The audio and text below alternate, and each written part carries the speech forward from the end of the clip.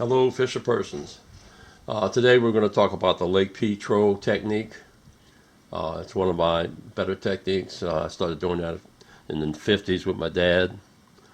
We would troll with bingos, mighty mites, fisherman favorites, 109, etc. We just troll up and down and see what we can do. I first wanted to give you an orientation of the area that we fish. This is the north side of the lake. This is the south side of the lake. This here is the north draw. This would be the west side of the lake, east side of the lake. The black line is actually the terstles coming through here. This line here is the bridge that's never going to be finished, being repaired. The blue over here is actually representing the Bay Flat Junior, and it's showing you in the angle it has to be on. I'll explain that later. This right here is representing your lure and the location where it needs to be at. The first variable you want to be aware of is the past, present, and future current. What has it been in the past, or what it's going to be when you're fishing? I don't really have a preference. I'll fish both currents. I have no problem with that.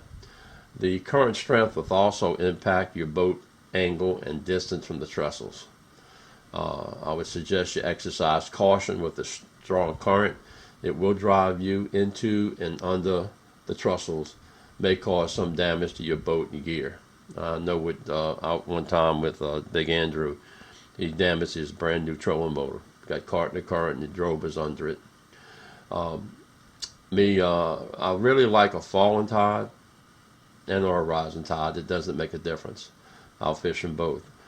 And depending on the strength, it'll determine how far out you have to be with the boat and the line to get that lure to maintain close to that trestle. The second variable you need to be aware of, past, present, and future, is the wind. Once again, no winds makes a difference to me. I fish them both. Both position and location will change based on the strength of the wind. I like an easterly wind, but we'll fish all winds. It doesn't really matter to me. Wind strength will also impact boat position, angle, and distance to the trestle. You need to exercise caution with a strong, high wind. It will drive your boat to and under the trestle, may cause damage to your boat and gear. Plus, Lake P can get rough in a very quick time. Strongly suggest you pay attention to your environment, and if you need be, head in to get out the bad weather. I like to troll north to south. You know, I'm a right-handed fisherman, so I can control my tiller and be looking at the trestle the whole time, and I can maintain that distance and angle to keep that lure here close to that trestles right there. I always fish the west side. Have been with my father and my brother since the 50s. Very seldom we fish the east side. In all conditions, strong current, east, coming in, falling, west wind, east wind, I'm over here fishing because it's just the way we've been doing it all my life. And but anyway, the thing about the wind and the current, this situation here would be a strong west wind and a current falling. The boat has to be way out here to get that up against them trestles, as close as you can get without hanging up. Sometimes the way I do, I actually feel my lure hit that trestle, go into it, and at that time I just jerk it and it whips back out. It takes a lot of practice to do that, and you're going to lose a lot of lures. So what I'm saying is you want to get as close as you can. The distance of your line and the angle that your boat's on will have a lot to do with it, and you have to be not on the bottom, but almost on the bottom. You want to feel that bottom on the downstroke. Not much, very little. And then we go on this, trolling along. Now this position, if the tide is coming in, if it's coming this way, then this boat would have a tendency we put it over here, and this would switch out. If it's not strong, it could be there, and this could be there, and this could be there. But in all cases, this boat would go over here, and I'd be tight up against over here. The stronger the wind coming in and current, it makes me come further, falling. It makes me come over here, so I can get this angle. I'm going to try to maintain the angle. If the wind is not blowing that hard, maybe this angle's not as much. The boat might be right here. But But whatever you got to do, whatever you got to do, whether it's coming in, falling, whatever, to keep that lure as close to them pounds as you can. I know some guys will troll this side all the way across, and the reason they do that because on the west side, on the day when there's a lot of people out there, it's kind of hard to troll. So they'll hit this east side to get out of everybody's way. But the angle of the boat is another thing you have to be cognizant of, because you can't have it going this way and the wind blowing this way, because it's going to push you into the column there, the pylons. Well, that's just an introduction of what's going on. Part 2 is going to be more about the type gear I use and how I rig everything up and everything else, and we can talk about that. Part 3 is going to be about techniques and presentations, and we'll talk a little bit more about that. And then finally, the last part, part 4, will be about courtesy and etiquette. Anyway, I hope this helps you with your endeavor to troll Lake P, because last year, since 2015, we've been catching some beautiful trout out there trolling Lake P. And to my surprise, it's not only quality, it's quantity. Hope this helps you out. Thank you. This scenario here, we have a wind, east wind, and we have the current coming in. At this boat position here, it would be like a slack wind or a slack tide or slack current. Tide just starting to come in. You can keep your boat tight up against here. As the wind and the current picks up, your lures will have a tendency to swing this way. I would still keep my boat tight up against this area here as best I can to try to keep it as close to the train trestle as I can. As the wind picks up, it's going to have a tendency to move out like that. Not a problem. What it may do is cause you to have more line out to get to that bottom. Remember, we want to try to get to that bottom as best we can. We don't want to drag it continuously along the bottom, but we want to be able to feel that bottom.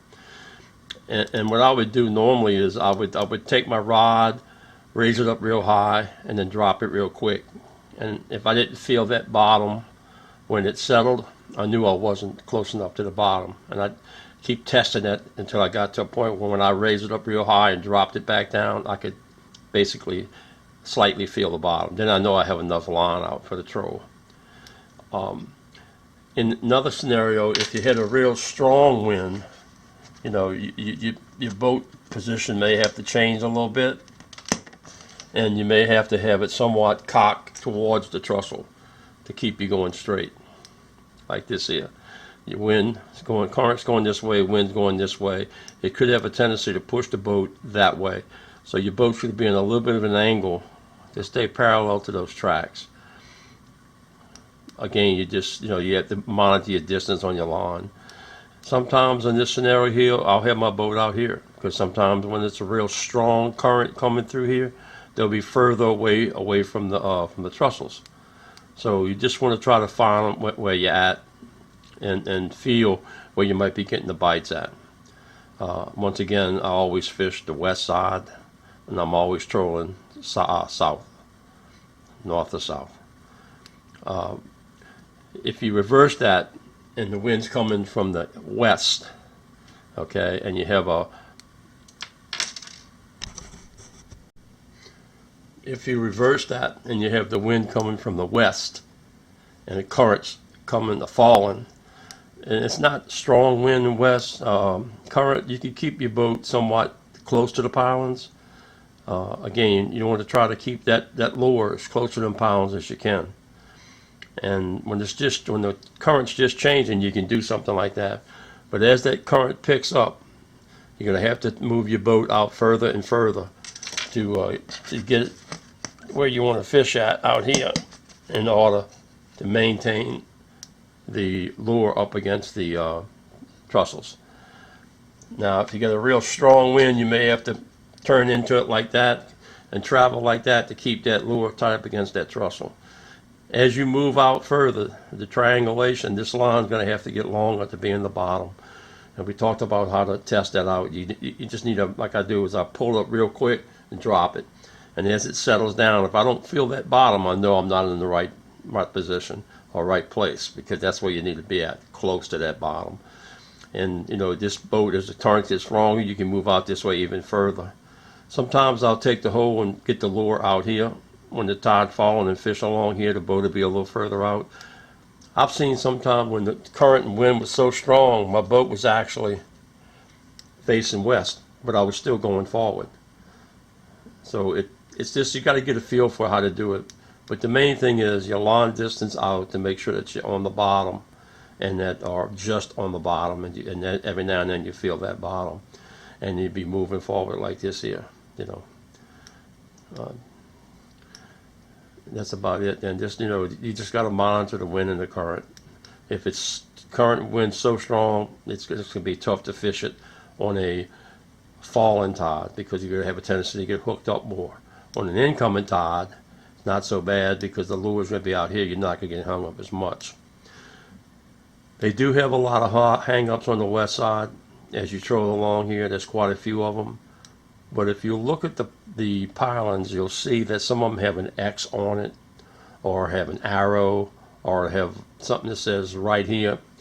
That's markings, I think, that someone have put there in the past to let you know that there is a blockage there. And you could pick up, go past it, and drop back down. What I normally do is I just hold my pole high up in the air, speed the motor up, get past it, and then settle back down. And I don't hang up as much.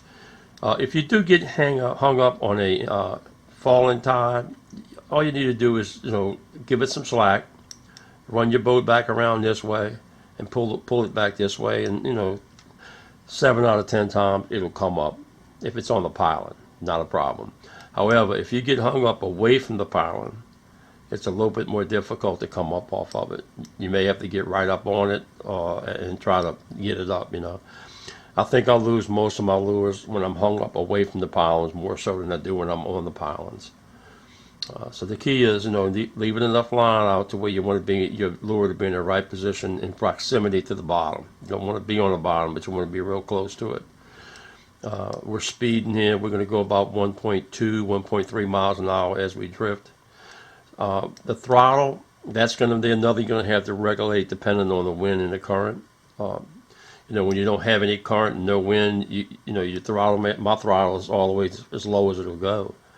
But as the wind and current picks up, I may be a little bit more to maintain that speed I'm looking for. As we go along here, you know, and we might get a hit here. All right, we'll pick it up, run back around, and go across it again. And if we catch another one, that would indicate to me anyway that there might be a school of fish there. I don't particularly care to stop and start throwing or casting to see if they're there. I just keep repeating the same steps. Or there may be a section from fire break 7 to 8, say, or 6 to 8, where you're catching trout. I would concentrate on 6 to 8. I wouldn't go out any further. I wouldn't go back this way any further. I would concentrate on the 3 fire breaks that I'm catching fish on. Just keep going back over and back over and back over and back over them until you don't catch anymore. As far as I've been out this way, I think it's probably about fire break 11 or 12 trolling. I like trolling from the north draw all the way out to fire break 12. Mile marker 174, I think it's 75 is right here, the first mile marker from the north draw. A lot of people fish there. The only thing I can think of, it's a mile marker that some people can relate to where they're fishing at. I haven't seen anything special about it. I don't catch much there dragging past it. There is 2 hang-ups right before it, and there is a hang-up right after it. But as you troll, you'll learn where all the hang-ups are and have a good feel for what you have to do. Once again, I am trolling with a 3/4 ounce jig head, a matrix shad, a lemon drop I call it, and 2 trailers, 2 squid trailers. I got 1 orange and 1 green. If you check out the Lake River Troll on the trailers, I'll show you how to hook them up and everything. So, I mean, that's it. You just need to figure out the wind, the current, and try to figure out how much line you need to leave out. Again, I think from October to April, the trout are going to be along here. There should be some nice ones, and you can do a lot of trolling. That's it for today. I hope this helps.